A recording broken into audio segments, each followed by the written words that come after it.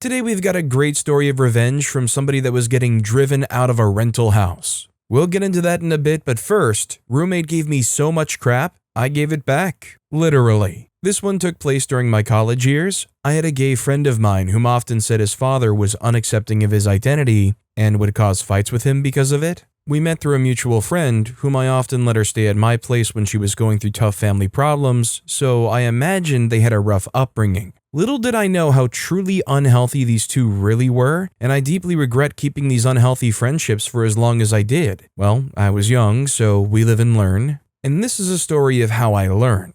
One day, the gay friend calls me distressed because his father supposedly kicked him out of the house for being gay. So me, being the stupid, codependent, naive idiot I was at the time, told him he could stay at my place so he wouldn't have to deal with his supposedly abusive dad. Eventually, he was added to my apartment lease as he agreed to pay part of the utility bills and rent to share the place. Big freaking mistake. He was extremely messy, sat around playing video games for days at a time, and although he worked, he did absolutely nothing else to contribute to the place other than buy a few groceries every now and then. When I told him please no bringing sexual partners to the apartment, he got angry and said that he would do as he wished anyways. For context there, keep in mind I was the only female in the house. This guy was indicating he could bring several men whenever he wanted, smirked, and told me I was going to have to deal with it. When it got to the point of potential physical violence, I asked him to leave. He wasn't upholding his share of the responsibilities, and his occasional explosive behavior was starting to worry me.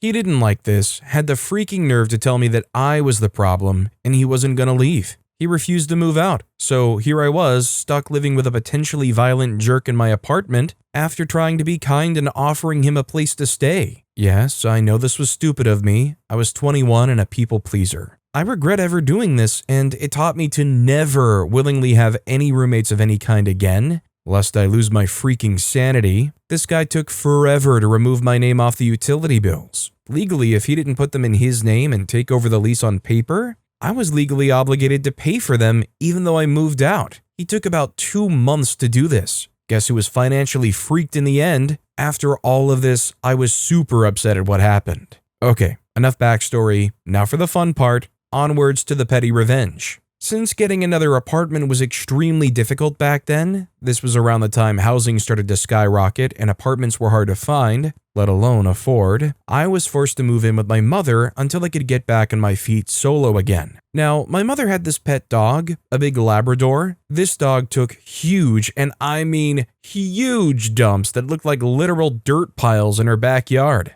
So on the last day before I returned my key to the apartment, I took a disposable Tupperware container and filled it to the brim with dog poo. I knew this jerk worked evenings, so I had a game plan to go back and drop my key conveniently when I knew he wouldn't be home. You know where this is going. Using gloves, I took that can of dog poo and smeared it everywhere. On the walls, on all the doorknobs and light switches, on the kitchen table, on the toilet seal, in the shower, dishes, cupboards, counters, inside the fridge and freezer, yes, you heard that right, and all over his bed, on his Xbox and game controllers. And the grand finale, I smeared that crap on every sink handle and soap dispenser in the apartment, so that when he went to wash the crap off of his hands, he would never get them fully clean because he would still have to touch more crap. He gave me so much bull, I gave it right back. Literally. And 14 years later, it still makes me laugh imagining the look that must have been on his face.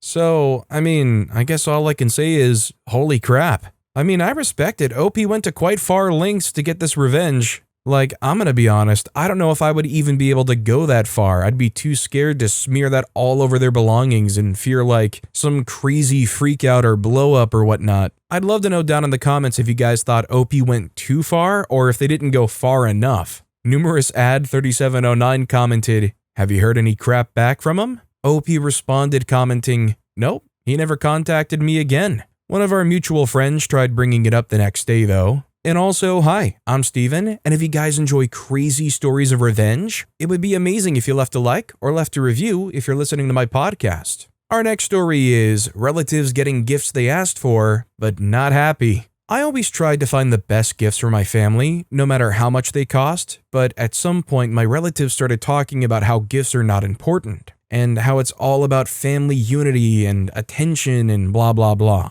And they announced that they were not going to gift anything more than $5 and encouraged others to do so also. It wasn't about the money, they earned well. It was about them not wanting to spend money for others. So they gifted cheap things while receiving good gifts. Okay then. Next Christmas, I carefully selected useless crap under $5, specially for them. Other family got their good gifts as usual, and I also said, as you asked, your gifts are under $5, but still very useful, and told Bull about how lucky they are with these things and how they can use it, because these cheap things needed explanation how to use them. You had to see the faces of those entitled crooks. Since then, they stopped talking about $5 gifts. You know, in a way, I almost feel the way that those people do, just because I am a notoriously hard person to get a good gift for. I don't care much about like fancy sunglasses or clothes or really like anything easy that you can get me. And I can't tell you how many countless coffee mugs and cheapo things I've gotten over the years that are like, it's great, I like it, but I've already got 15 of them. Like it almost kind of boils down to I like money, and anything that I do actually want, I don't have because it's too expensive. But also in general, I'm a terrible gifter too. Like I try, but it's really hard to find a good gift for somebody. If anybody knows of like a tried and true method on how to figure out what to gift a family member or like a friend, I'd love to know in the comments because I could use all the help I can get, and Christmas is coming up soon. Very Into Cardboard commented, people have completely lost sight of the reason for gift giving. It's to get them something they want, and to show that you care about them by listening to them and know them well enough to get them something they actually desire. That's the magic. Otherwise, it's just adults exchanging money once a year, and that's pathetic. Barry's Books replied, actually to me, no gifts would be more appropriate, because it really is about family. Sounds like a cliche, but the older you get, the more you realize that this is true.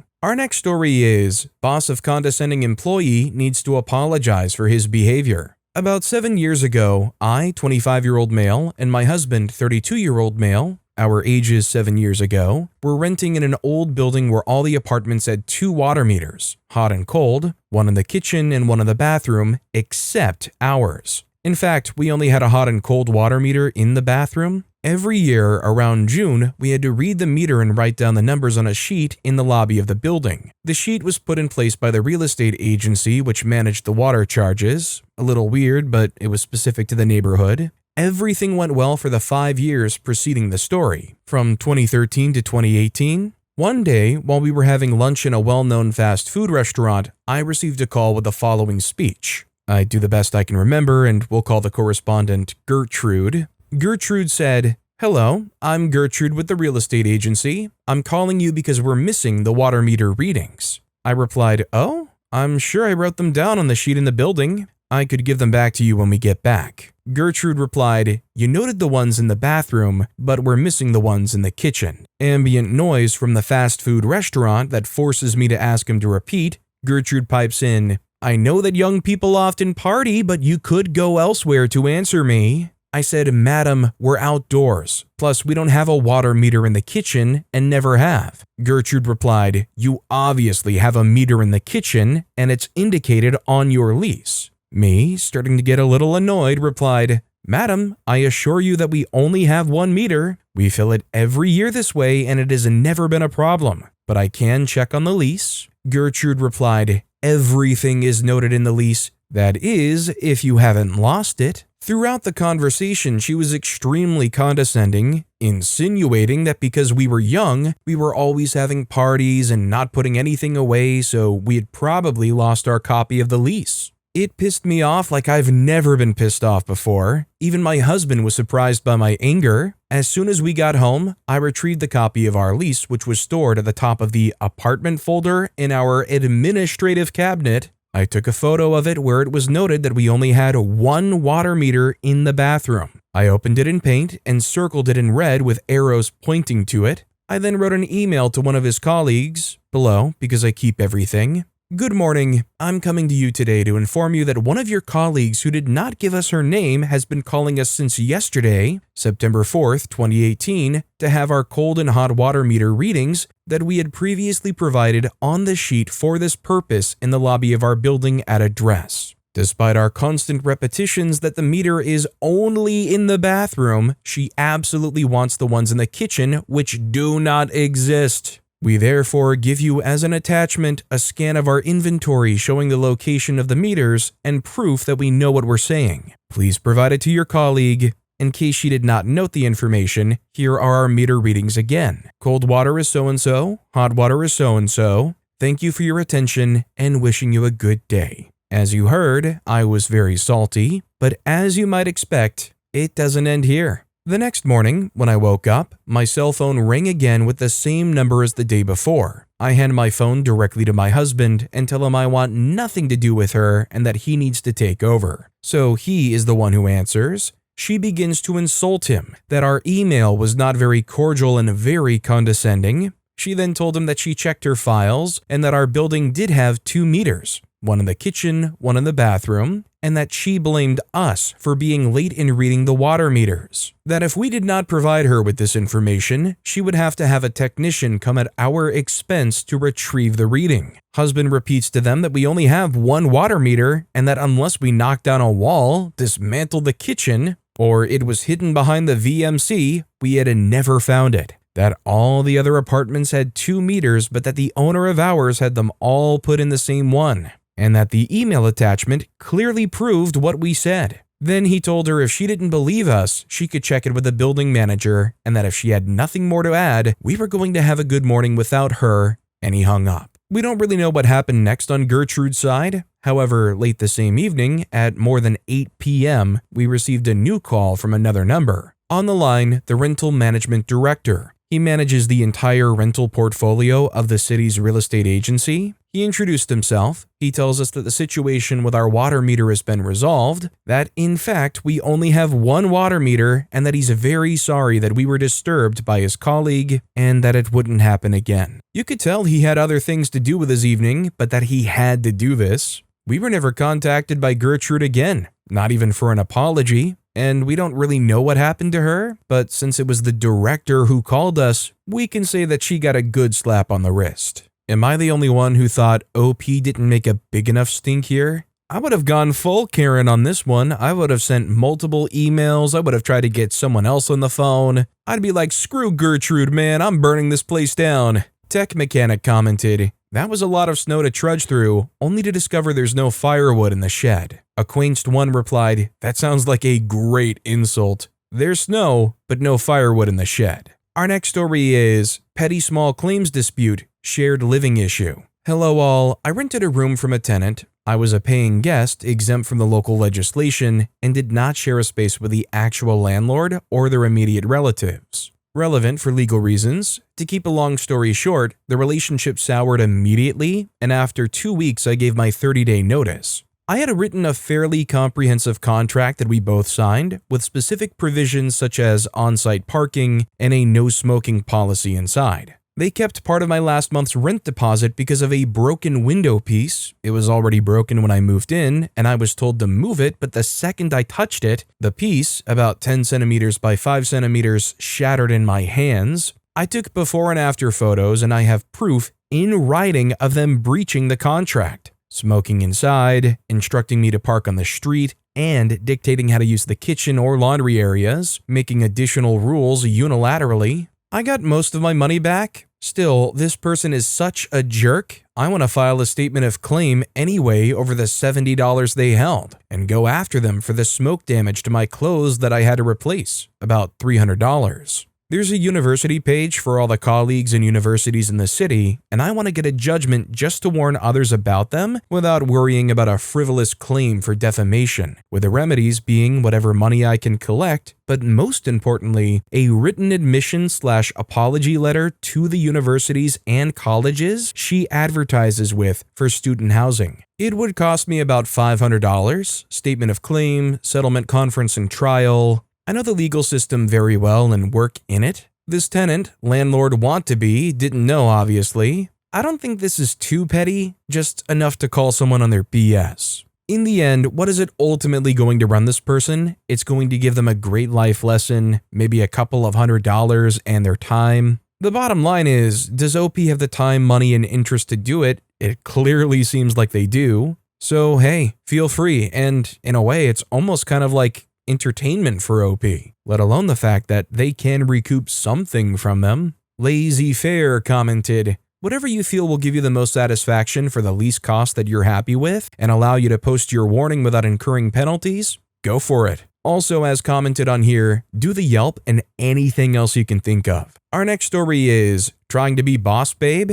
Not with me. Trying to keep this one short, working in the social field, like healthcare, youth welfare, and special needs for many years now. Right now, I work in a psychiatric clinic to further broaden my horizon and to prepare for additional exams and trainings. We got a new hire, a 1-year internship with educational weeks off, designed for the age 16 to 26, and this person is someone I absolutely cannot stand. She's rude, she's breaking every rule about how to interact with colleagues, especially older and more experienced ones, does disgusting stuff like handing out food to patients without gloves and pawing it with her bare, unwashed hands. I tried to be the graceful senior, telling her in private that stuff like this is absolutely disgusting and nasty, and that she can feel lucky I'm telling her in a friendly manner. Other colleagues would have torn her a new one, because we have patients who are allowed to leave the ward for a while, and some who are absolutely forbidden from leaving, because they would be a risk to themselves or the public right now. We have a bouncer position at our door. At all times, a colleague has to sit there and check who's coming in and who wants to go out.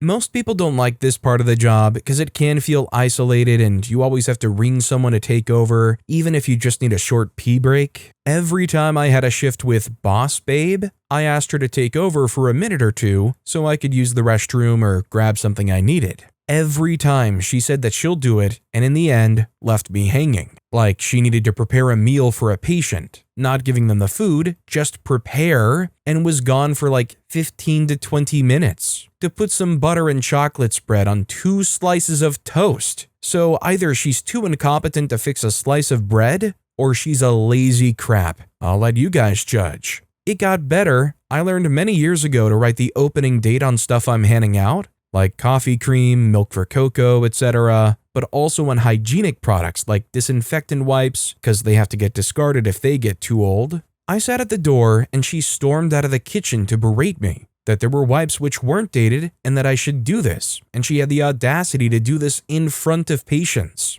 I later grabbed her and told her that if she ever pulls such crap again in front of patients, I will talk to our supervisor and she will get kicked out for not being compatible with this kind of work, meaning she would never get a job in psychiatric healthcare ever again as long as it's not wiping the floors. I later heard her also gossiping about colleagues and our sexual orientation. Like, duh, it's nothing that should concern you, so shut the freak up. Best was, 2 days I got to work and needed to search my shoes. The little boss babe liked my locker and just decided it's hers now. Luckily, I bought a good locket. Now the petty revenge, my locker is mine again, and her crap is locked in with my work shoes, which can be nasty at times, and if she wants it back, she has to tell our supervisor why she thought it was okay to just claim a locker that's not hers, just cause she liked the position. You know, I really hope OP plays the long con with that locker. You know, play dumb anytime the coworker tries to mention the locker. Anytime they go to that locker and they see the coworker lingering about, they have whatever preparations made to forego ever opening that locker. Like whatever OP does,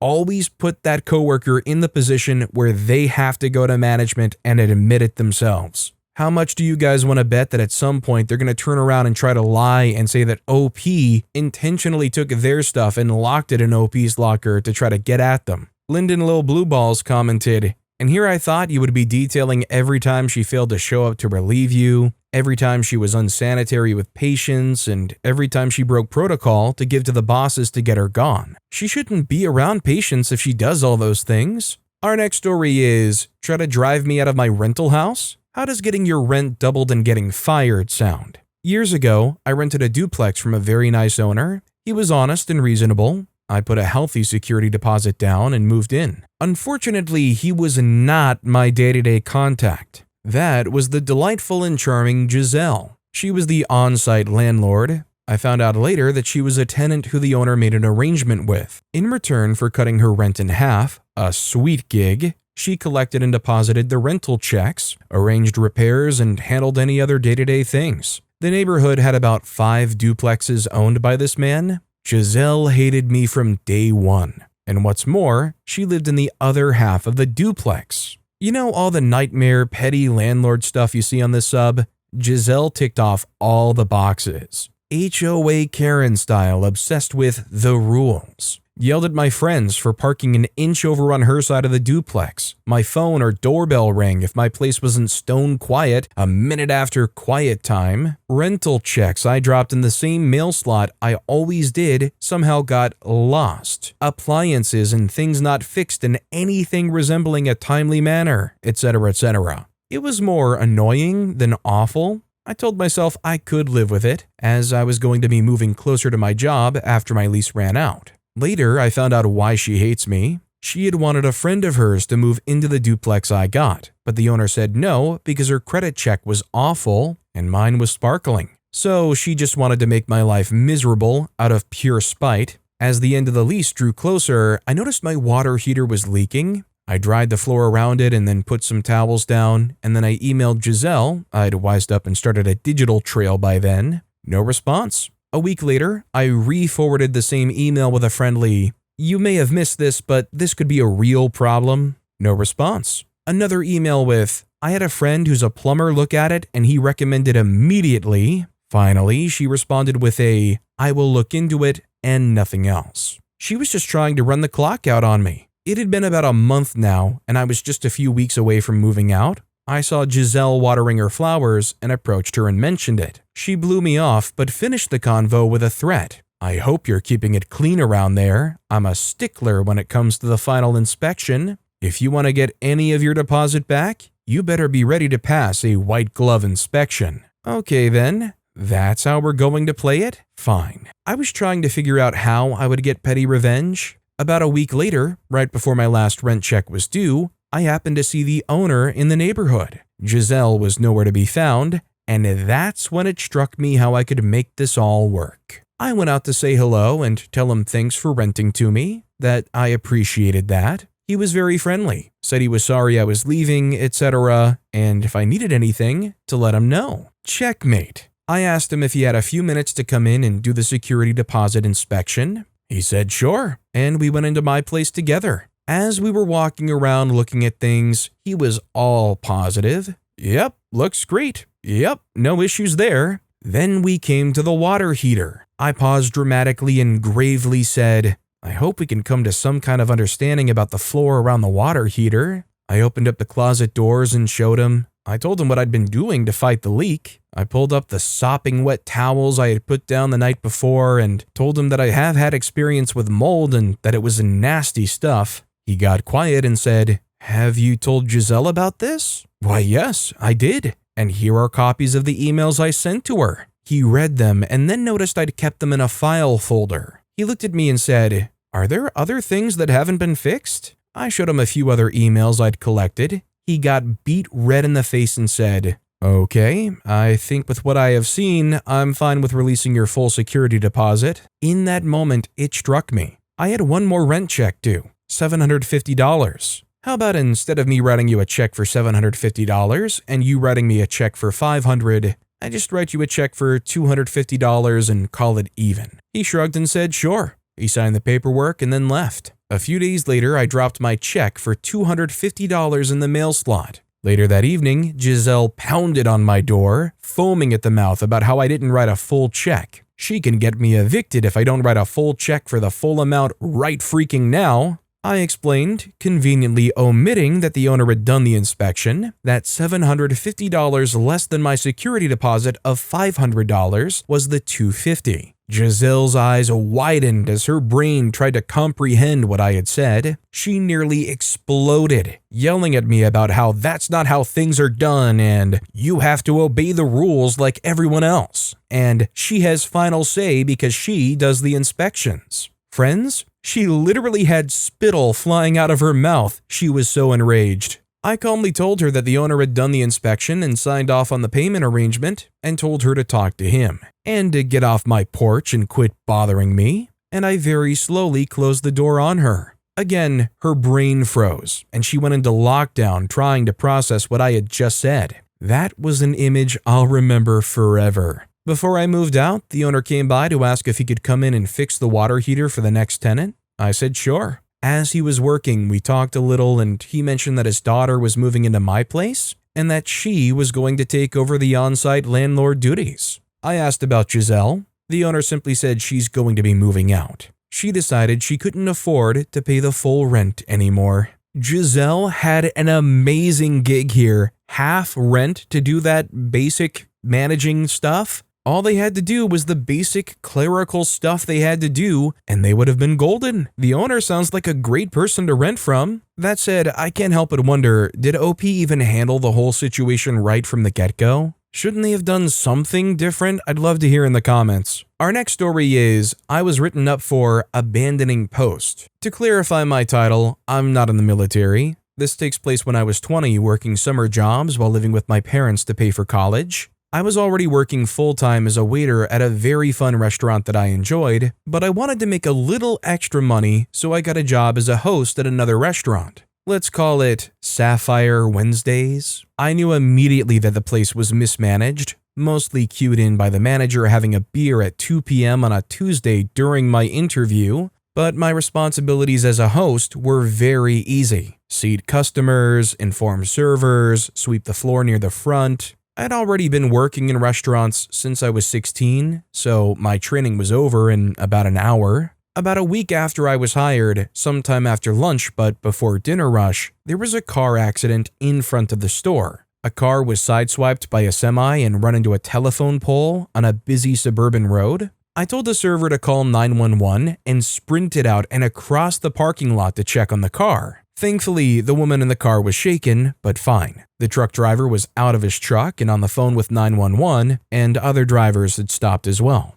A very nice moment of humanity from folks on their way home from work. I decided that everything was being handled as best as possible, so I went back into the restaurant. I walked back in to find the manager standing at the empty host stand in front of a nearly empty dining room asking, "Where did you go?" I said, "There was an accident. I went out to make sure everyone was okay." The manager asks, "Why did you feel the need to do that?" "I don't know, you donkey, because I'm a human?" After a brief back and forth, the manager says he has to write me up for abandoning post. I was too confused and angry to argue, so I told him that was fine. He then reminded me that one more write-up within my first month means I would be fired. I went home and explained all of this to my dad, who was laughing through his anger and suggested I quit and just focus on the other job. I decided he was right, but hatched a plan. Rather than quit, I showed up an hour late to my next shift that my same manager worked. This happened to be Friday night during dinner, and I was the only host scheduled. The manager was furious that he had to get out of the office and do actual work, so when I walked in, he saw me and immediately began berating me. I asked if I was going to get written up for this, to which he replied, in front of a crowd of customers, I might add, "You bet your butt you're going to get written up." "Oh no," I replied. "I guess I'm fired then. See ya." I went home and drank whiskey and smoked a cigar with my dad on the back porch to celebrate. I just love the idea that you're working in a place so miserable, so tiresome, that you would rather get the manager pissed off, riled up, and write you up, so that you just have an immediate dismissal. Fire you, get out of there. Maybe you get some severance on the way out of Sapphire Wednesdays. Your fancy overpriced burgers weren't all that good anyways. Technological commented, "I got a write-up for breaking my arm at work. Can't go into too much details because it's still an ongoing thing, but yeah." Cop Cuffs replied, "Coworker injured during blizzard, 9 months of PT 2 times a week and light duty, and then finally surgery for the work injury. The day they returned from surgery to begin light duty work, told no longer insurable to work there. Didn't like the HR lady anyway, so not too upset. Lost contact with them after." Firefox5982 commented, "I broke my wrist at work, finished the shift, and went to the doctor. Ended up needing surgery and got laid off the day I got back. It was 3 days after the surgery, so I was still sore. I said, see ya later. 1 year later, the entire division was shut down." But with that being said, that's all the time we have for today. Now, if you want to hear another absolutely crazy revenge story, check out that video on the left. Or if you missed my latest videos, check out that video on the right. That said, I'll see you all next time with some more stories.